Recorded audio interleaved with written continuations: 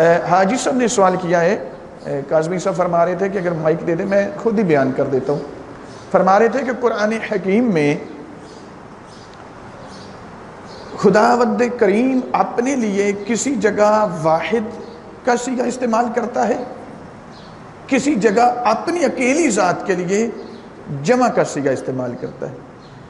تو جہاں پہ جمع کا صیغہ استعمال کرتا ہے وہاں پہ کچھ لوگ کہتے ہیں کہ یہاں صرف اکیلا اللہ ہی نہیں ہے بلکہ اس کے کچھ معاون شامل ہیں، کچھ اور ہستیاں یا کچھ چیزیں شامل ہیں، اللہ اس بنا پہ وہاں پہ جمع کا صیغہ استعمال کرتا ہے۔ یہ میں بارہا اس سے پہلے ویسے مجالس میں بیان کر چکا، لیکن ظاہر ہے اب چونکہ آپ کا سوال ہے تو اب اسی سلسلے میں میں آپ کی خدمت میں پیش کر دیتا ہوں۔ اللہ رب العزت جب بھی جمع کا صیغہ استعمال کرتا ہے تو اس کا مطلب یہ نہیں ہے کہ خداوند متعال وہاں پر کسی اور کو اپنے کار میں اپنے فعل میں شریک کر رہا ہے۔ امیر المومنین فرماتے ہیں واحد کی 4 قسمیں ہیں، واحد عددی ہے، واحد نوعی ہے، واحد بساطت در ذات ہے، واحد عدم مثلیت ہے۔ فرماتے ہیں 2 واحد کی قسمیں ایسی ہیں اگر اللہ سے منسوب کی جائیں تو بندہ یا کافر ہو جائے گا یا مشرک ہو جائے گا، اور 2 واحد کی قسمیں ایسی ہیں کہ ایسا اگر اللہ کو نہ مانا جائے تو پھر بھی یا کفر آ جائے گا یا شرک آ جائے گا۔ ایک واحد عددی ہے، یعنی ایسا واحد کہ جس کے بعد کوئی ثانی بھی ہو، ثالث بھی ہو، رابع اعداد کی دنیا میں اگر ایسا ہے تو اس صورت میں یعنی امیر المومنین فرماتے ہیں الا تری انہ کافر من قال ان اللہ ثالث ثلاثہ، کیا تو نے یہ نہیں کا دیکھا کہ اللہ نے اس کو کافر کہا ہے کہ جو یہ کہتا ہے اللہ 3 معبودوں میں سے ایک معبود ہے۔ یہ قوم نصارہ کا عقیدہ ہے کہ جناب مریم بھی معبود، جناب عیسیٰ بھی معبود، اللہ بھی معبود، ان 3 میں سے یعنی اللہ کا ثانی مان لیا۔ تو فرماتے ہیں کہ اگر واحد عددی مانیں گے تو اس طرح۔ اچھا، یا مشرکین مکہ وہ اللہ کی ذات میں شریک نہیں کسی کو ٹھہراتے تھے، وہ اللہ کے افعال میں بتوں کو شریک کہتے تھے یہ بت ہمیں رزق دیتا ہے، یہ بت ہمیں اولاد دیتا ہے، یہ بت ہمیں بارش برسا کے دیتا ہے، اس کے افعال میں شریک کرتے تھے۔ اس بنا کے وہ خدا کی توہین بھی نہیں کرتے تھے، یہ کہتے تھے کہ اللہ کی نہ شبیہ بناتے تھے، نہ اللہ کے افعال میں نہ اللہ کی ذات جیسا کسی کی ذات کے مانتے تھے، اللہ کے افعال میں بتوں کو شریک کرتے تھے۔ اس بنا پہ وہ مشرک تھے۔ سامعین گرامی، اس لیے آئمہ کہتے ہیں، امیر المومنین کہتے ہیں اللہ کو واحد ایسا مانو کہ اس جیسا واحد کوئی نہیں۔ یعنی مطلب کیا ہے؟ مطلب یہ ہے کہ نہ اس کی ذات جیسی کسی کی ذات ہے، نہ اس کے فعل میں کوئی اور شریک ہے۔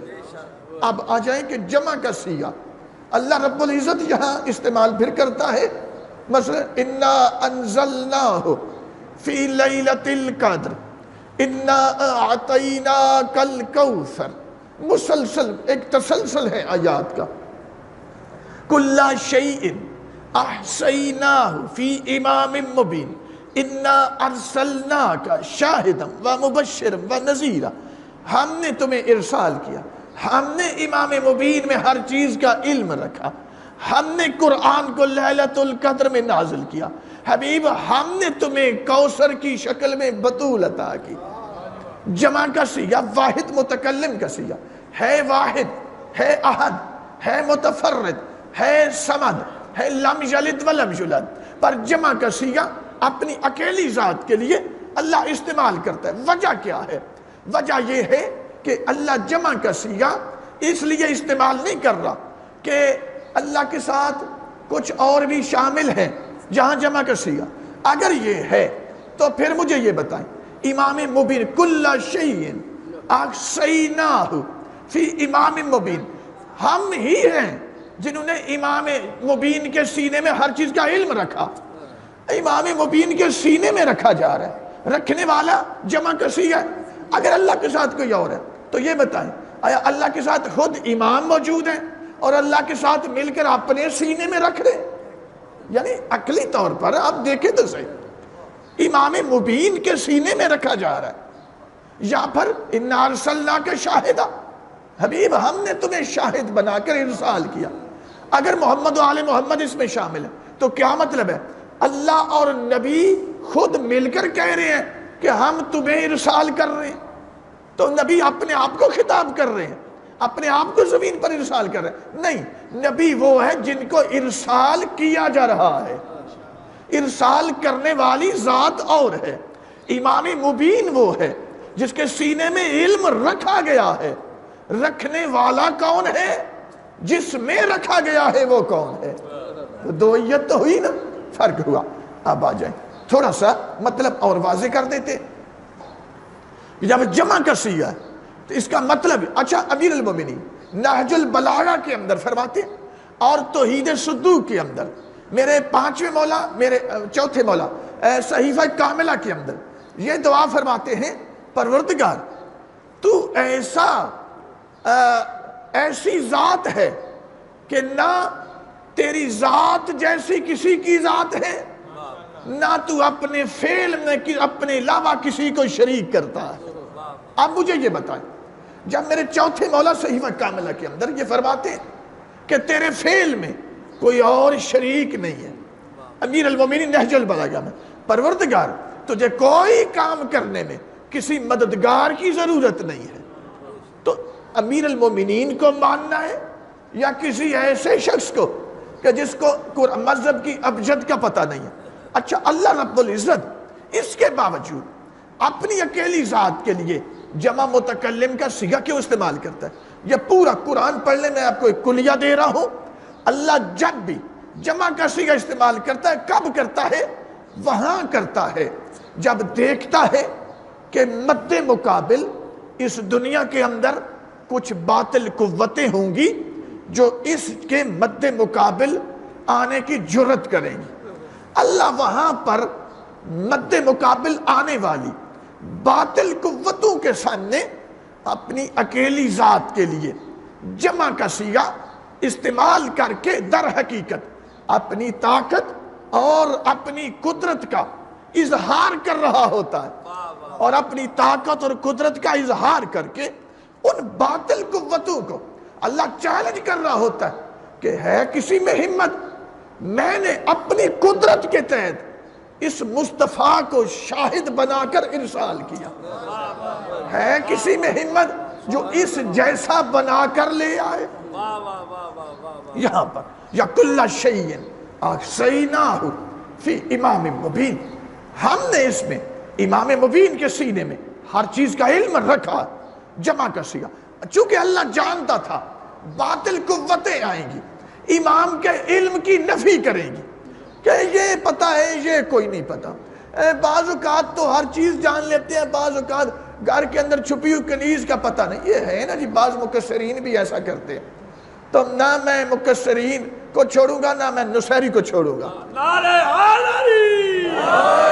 میرے باپ میرے محترم، جیسے میں نصیری اور غالی پہ لعنت کرتا ہوں، میں نہیں کرتا، میرا مذہب کرتا ہے، میرے مولا کرتے، ویسے ہی ہمارے مولا ہمارا مذہب مکسرین پہ بھی کرتا ہے۔ کیوں؟ ہمیں کوئی پتہ ہے، اللہ جانتا تھا باطل قوتیں آئیں گی، امام کی شان میں تقصیر کریں گی، اس لیے اللہ نے وہاں جمع کا احصینا واہ جمع متکلم کا صیغہ اور فعل ماضی جمع متکلم کا صیغہ استعمال کر کے اللہ نے کہا ہے کسی میں ہمت جو اس جیسا امام بنا کر لے آئے جس کے سینے میں ہم نے اپنی قدرت کے تحت علم ہر چیز کا رکھ دیا ہے۔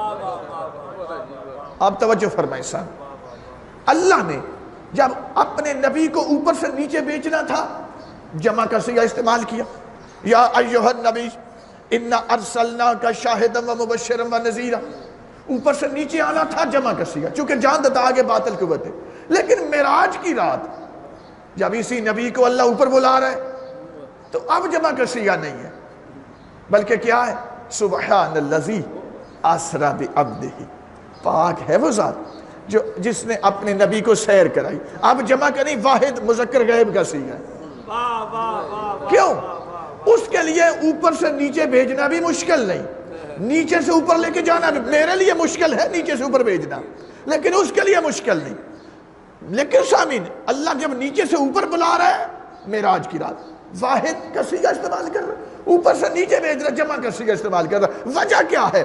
وجہ یہ تھی کہ جب جہاں باطل قوتیں مد مقابل آ سکتی تھیں، وہاں جمع متکلم کا صیغہ استعمال کر کے اپنی طاقت اور قدرت کا اظہار کیا ہے اور چیلنج کیا ہے. کسی نے ہمت ہے اس جیسا بنا کر لے آئے جسے ہم نے اپنی قدرت کے تحت شاہد پہلے بنایا، ارسال بعد نے کیا ہے. لیکن جب معراج کی رات بلایا تو سبحان الذی اسری بعبدہ لیلا من المسجد الحرام الی المسجد الاقصی. پاک ہے وذات جو اپنے نبی اپنے عبد کو راتوں رات لے گیا سیر کرانے کے لیے. وہاں واحد کا صیغہ ہے، وہاں جمع کا نہیں. کیوں؟ اس لیے کہ جو نبی اوپر اٹھتے چلے جا رہے تھے، باطل قوتوں کا وجود مٹتا چلا جا رہا تھا. اوپر جانے والے یا بلانے والا تھا یا جانے والے تھے، وہاں باطل قوت کوئی نہیں. اس لیے واحد کا صیغہ. لیکن جب نیچے بھیجا تو باطل قوتیں آگے بہت سی تھیں، اس لیے اللہ رب العزت نے جمع کا صیغہ یہاں پر استعمال کیا. انشاءاللہ اللہ رب العزت ہمیں اس کو سمجھنے کی توفیق عطا فرمائے.